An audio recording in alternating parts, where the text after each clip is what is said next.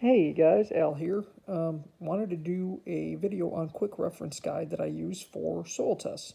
So obviously soil tests have a lot of information that you can garner from them and charts and graphs and fertilizer recommendations and everything.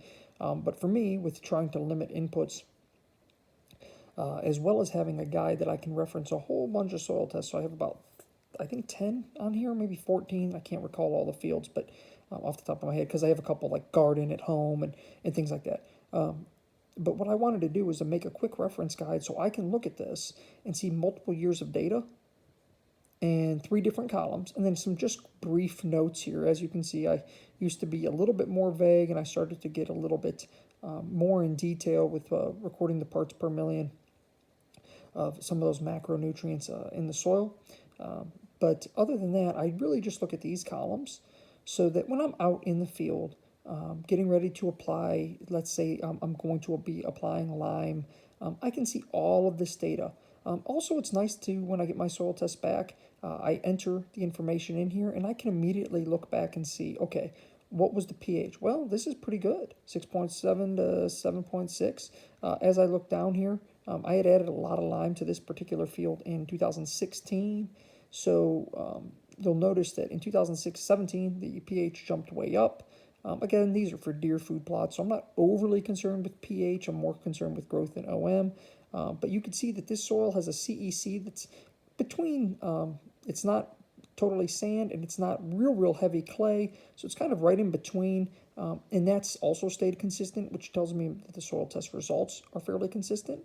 It also tells me it's not leaching nutrients just because of the consistency of this pH. I don't believe I've added any lime. If I have, it's been very minimal, and that's really just been a maintenance couple bags of pelletized lime, which is important to me. I don't want to be adding too awful much lime.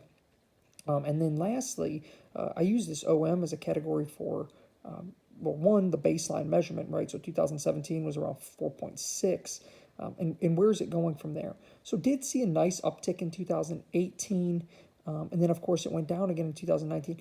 It's a little unusual to see that big of a variance in OM. So what happened there was maybe there was a lot of roots in the bucket that I got, or maybe there was some deer poop or something like that that increased the OM slightly. I'm not really sure. I don't know enough about exactly how OM is calculated in the actual process, but that's why I'm gathering data so I can get a 5 or 10 year average, and then I can see, okay, the first 3 years it was an average of, let's say this would come out as an average of 5, and then the next 3 years is going to be an average of 5.2.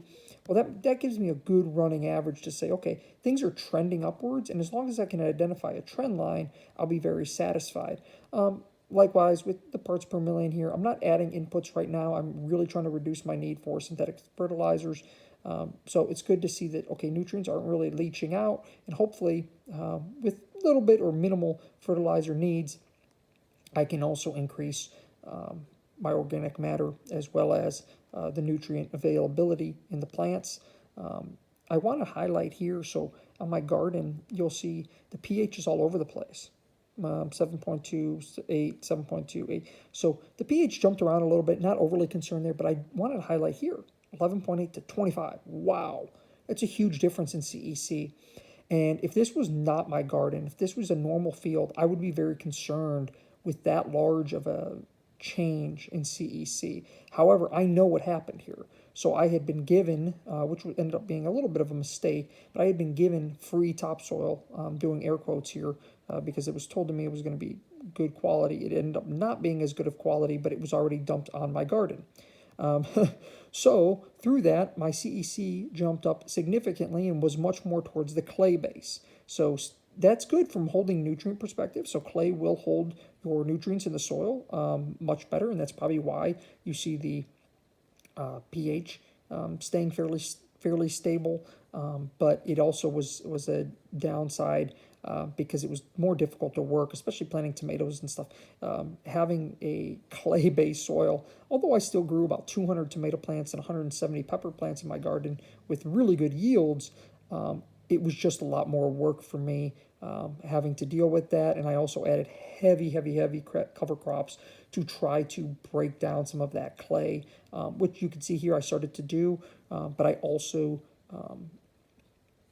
added additional compost and things like that. So that's probably why you see this 3.9, that topsoil was not very good that was given to me. And then it started to creep back up as I incorporated cover crops, organic matter, wood ash, etc., to try to break down that clay. But again, if this was a normal field for me, I would be more concerned as to why were there such large variances. So keep that in mind when you're checking your deer food plots, because that could be something, or just general fields that you're planting, or orchards or something like that. If you're seeing huge variances, it might be worth just taking another soil sample, because that is quite unusual. That would be quite unusual to see that large of variances. And again, as you gather more data over the years, you can do 3-year running averages. So like here, 4.5 to 3.6 to 4.5. So okay, those first 3 years, let's say it averages out at like 4.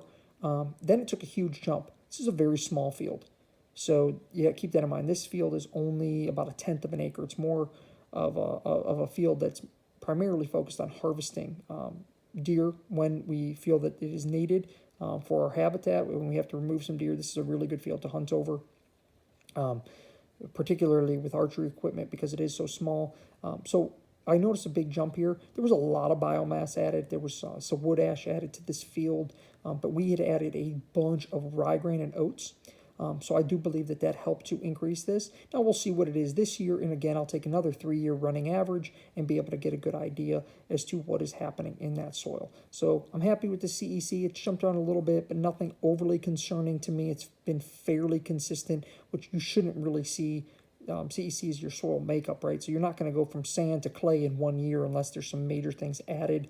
And then again, pH is holding, which is good. I mean, that's representative of CH. Has a decent CEC, is going to be representative of pH it holds, because you're not leaching nutrients such as your lime and things like that, which is primarily calcium, through your soil.